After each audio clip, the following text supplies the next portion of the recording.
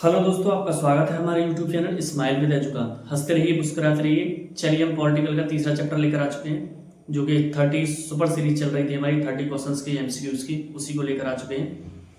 थोड़ा सा बीच में गैप हो गया था।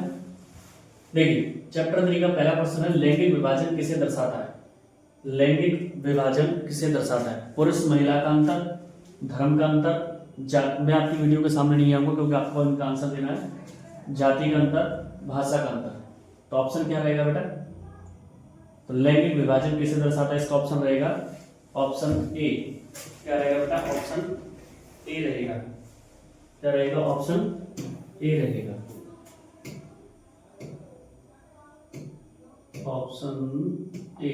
चलिए स्टार्ट करते हैं। ऑप्शन ए रहेगा। ठीक है बच्चों, अब अगले क्वेश्चन की ओर चलते हैं।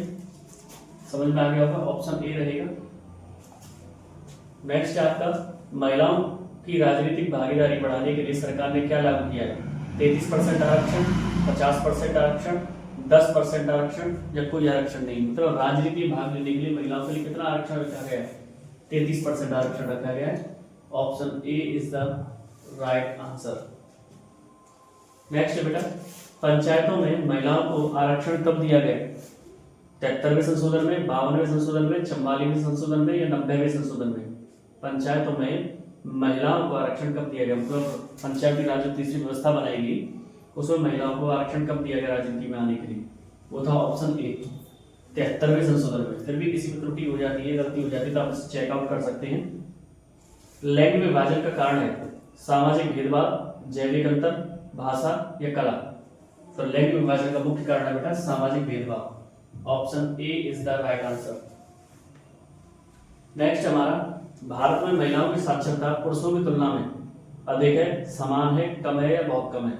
तो इसका तो बिल्कुल आसान आंसर है, महिलाओं की साक्षरता आज देखिए तो अभी तो फिर भी कोशिश की जा रही है लेकिन वैसे कम है। तो option C is the right answer. Option C is the right answer. 6 number पर चलते हैं, धार्मिक भिन्नताएं किस आधार पर होती है? पूजा पद्धति, विश्वास, प्रथाओं या उपरोक्त सभी? तो option D is the right answer. सभी पर होती है, विश्वास के आधार पर भी, पूजा पद्धति के आधार पर भी, प्रथाओं के आधार पर भी। भारत किस प्रकार का राष्ट्र है? धार्मिक राष्ट्र, धर्मनिरपेक्ष राष्ट्र, अंग्रेजी राष्ट्र या संघीय राष्ट्र? तो भारत को अगर देखें तो धर्मनिरपेक्ष राष्ट्र है। Option B is the right answer. वैसे डी भी है क्योंकि संघीय राष्ट्र में कई राज्यों को मिलकर बना है। धर्मनिरपेक्षता का अर्थ है एक धर्म का समर्थन, धर्म का विरोध, सभी धर्मों को समान सम्मान या धर्म परिवर्तन? तो option C is the right answer, यानी सभी धर्मों को बराबर का सम्मान। जाति व्यवस्था किस पर आधारित है? जन्म पर, संपत्ति पर, शिक्षा पर या व्यवसाय पर? जाति व्यवस्था किस पर आधारित है, ये क्वेश्चन है। वैसे देखा जाए तो अगर हम ज्यादा डिटेल में जाएंगे तो आप सोचेंगे कि सबसे पहले जातियों का बंटवारा हुआ होगा तो व्यवसाय के आधार, काम के आधार पर हुआ था, लेकिन ये नहीं माना जाएगा। हम मानेंगे जन्म के आधार पर। क्या मानेंगे? जन्म के आधार पर, क्योंकि एक बार जिस कुल में जन्म ले लिया उसी के आधार पर हम जाति व्यवस्था को लागू करते हैं। जाति व्यवस्था में ऊंच नीच किसका उदाहरण है? सामाजिक समानता, सामाजिक असमानता, स्वतंत्रता या विज्ञान? तो ऊंच नीच का मतलब असमानता। Option D is the right answer. समान नागरिकता किससे संबंधित है? लोकतंत्र, तानाशाही, धार्मिक कट्टरता या व्यापार? तो option A is the right answer, यानी लोकतंत्र से संबंधित है। राजनीति में महिलाओं की भागीदारी बहुत अधिक है, बहुत कम है, संतुलित है, केवल राज्यों में? बहुत कम है बेटा, वो भी 33% आरक्षण मिल गया है जब जाकर के मान लीजिए, लेकिन बहुत कम है। Option B is the right answer.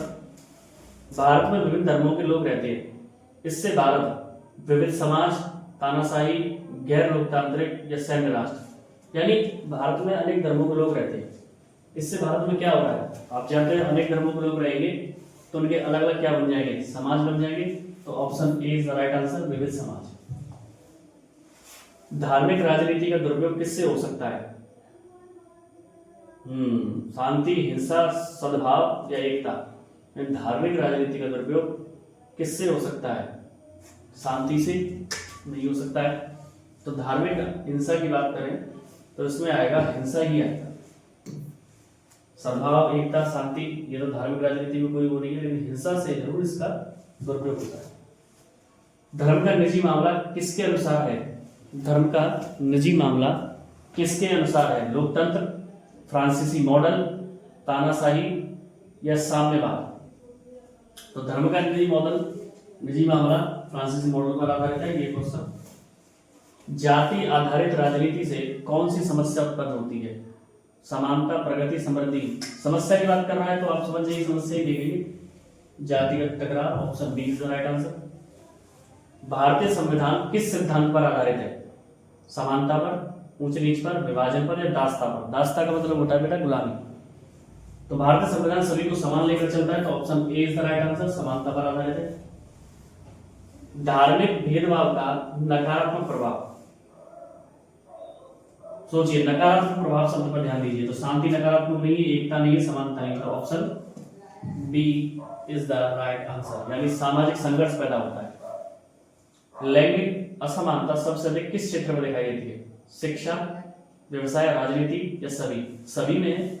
शिक्षा में अगर मान लो किसी महिला को पढ़ा भी दिया जाए तो उसे उच्च शिक्षा के सामने समस्या आती है, उच्च शिक्षा के लिए प्रेरित नहीं किया जाता, ना मौका दिया जाता है। व्यवसाय की बात करें तो उनको कम वेतन दिया जाता है पुरुषों की तुलना में। राजनीति में तो उनका आरक्षण अब जाकर 33% हुआ, यानी 1/3। तो यहाँ पर option D is the right answer, कहेंगे हम डी, सभी में उनको असमानता है। भारत में किस धर्म के लोगों को अल्पसंख्यक माना जाता है? हिंदू, ईसाई, मुस्लिम या उपरोक्त सभी में से कुछ? तो जब हिंदू, ईसाई, मुस्लिम सभी को देखें तो उसमें से डी ऑप्शन चुनेंगे हम, डी, क्योंकि इनमें से कुछ चुना जाता है तो सभी में से कुछ है बेटा।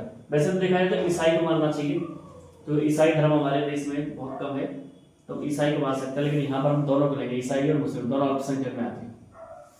जाति व्यवस्था आज भी कायम है, शहरों में, गाँव में, दोनों में, कहीं नहीं? हाँ, इसको थोड़ा सा देखेंगे। अगर मॉडर्न सिटी की बात करें, तो बात अलग है, लेकिन अगर हम देखें तो जाति व्यवस्था दोनों जगह कायम है। शहरों में भी जाति में शादी होती है, ऐसा तो नहीं करते, लेकिन फिर भी हम ये नहीं कह सकते ना पूरी तरह गांव में, शहरों में भी है। धार्मिक आधार पर राजनीति का मुख्य खतरा, लोगों में एकता, सामाजिक सद्भाव, सांप्रदायिकता या प्रगति हो नहीं सकती, सद्भाव हो नहीं सकता। धार्मिक आधार पर करेंगे तो सांप्रदायिकता ही होगी। सांप्रदायिकता किसे कहते हैं बेटा? धर्म के आधार पर किए जाने वाले भेदभाव। महिलाओं के काम को क्या माना जाता है? कम महत्वपूर्ण, ज्यादा महत्वपूर्ण, केवल घर तक सीमित या सम्मानजनक?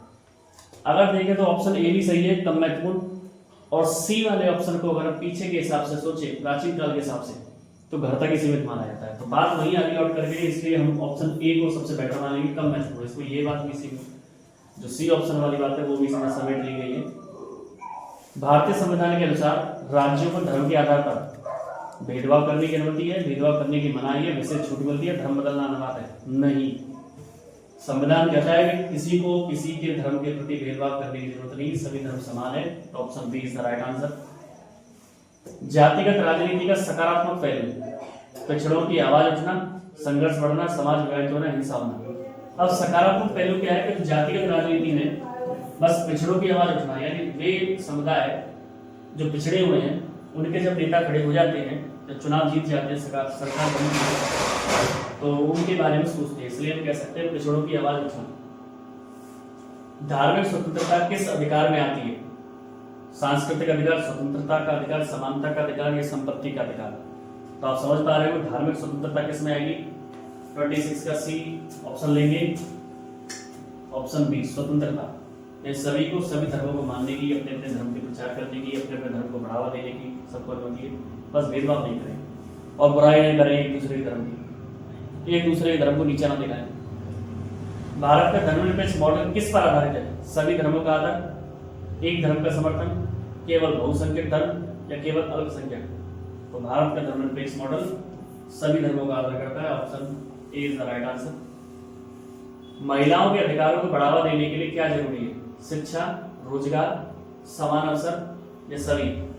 तो हम कहेंगे सभी चीजें जरूरी है, option D is the right answer. जातिगत राजनीति का एक उदाहरण, चुनाव में जाति का प्रयोग या उपयोग, शिक्षा में समानता, खेलकूद या विज्ञान? जातिगत राजनीति का अगर हम उपयोग देखें तो चुनाव में जाति का उपयोग करते हैं, तो option A is the right answer. काफी सरल एमसीक्यू है क्योंकि है चैप्टर सब। धार्मिक भिन्नताओं को कैसे संभाला जाना चाहिए? सम्मान और सहिष्णुता से, हिंसा से, उपेक्षा से, जबरदस्ती से। तो नीचे की जो तीनों चीजें हैं इनसे तो किसी भी चीज को नहीं संभाल सकते, इसलिए हम option A is the right answer. Option A is the right answer. तो यहाँ पर ही हमारा छोटा सा नन्हू सा वीडियो समाप्त हुआ। आशा करता हूँ आपको पसंद आया होगा। चैनल से जुड़े रहिए, लाइक कीजिए, शेयर कीजिए, सब्सक्राइब कीजिए, प्लीज इसे प्रमोट कीजिए। आपके इस छोटे से टीचर को मौका दीजिए बड़े प्लेटफॉर्म तक जाने का। आपका सहयोग रहेगा तो ये सब संभव है, आपके सहयोग से संभव है, आपकी दुआओं से संभव है, साथ ही साथ ईश्वर की कृपा रहनी चाहिए। बोलिए जय श्री श्याम। मिलते हैं आपसे अगली वीडियो में। Stay healthy and stay fit. जय श्री श्याम।